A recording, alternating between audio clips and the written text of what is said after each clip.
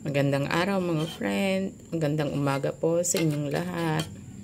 Ako po ay gumawa ng, nagluto po ako ng champurado.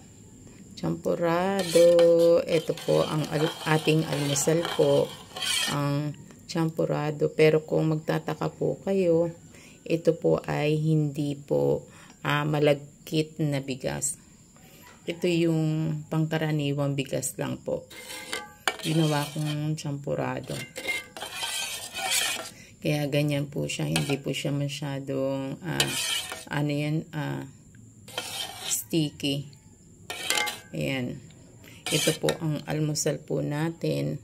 At ang inilagay ko pong ay yung tsokolate na tinitimpla po natin. Minsan pang araw tinitimpla po natin sa umaga. Yun po ang nilagay ko dito. Hindi ko na po yan nilagyan ng asukal. Mainit pa po mga friend. Tikman natin.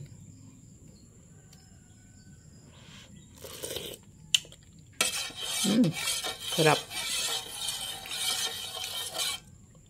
Masarap po. Yan po. Champurado ang ating almusal.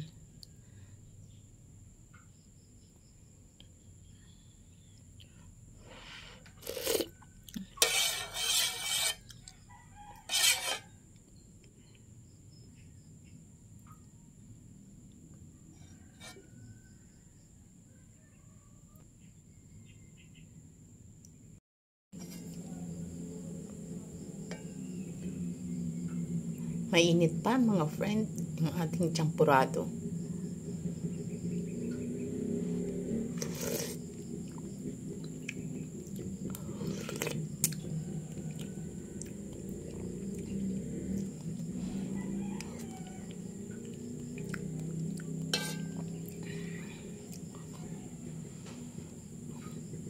Masarap po siya kasi habang mainit-init man na kinakain natin dahil parang yung init nainitan yung ating sikmura.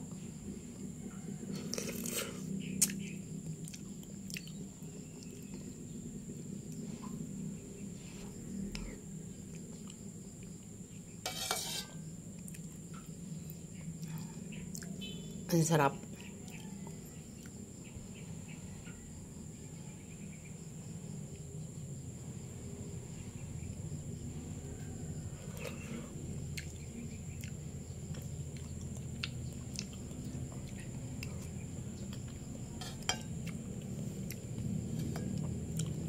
Ang sarap mga friend. Init-init.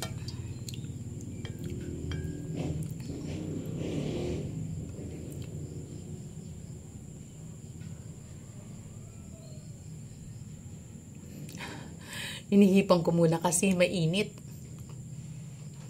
Napapaso-paso yung ating dila.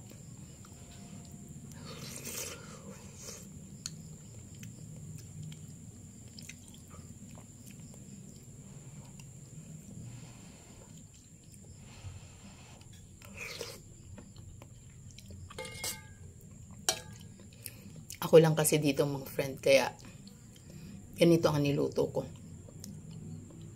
Okay na ako dun sa ganito. Champuradong hindi malagkit ang bigas. Yung pangkaraniwang lang bigas.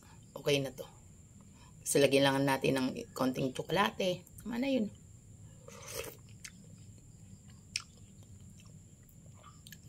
Asukal.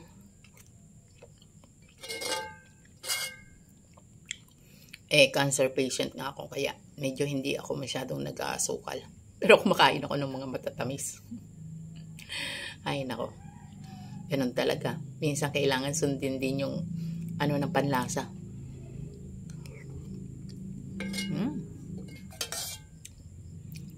Sarap.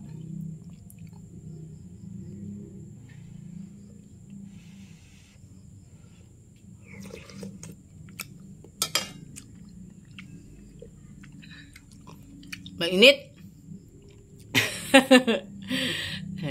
Hanggang dito na lang muna mga friend. Kakainin ko na to. Ubusin ko na tong ating champurado.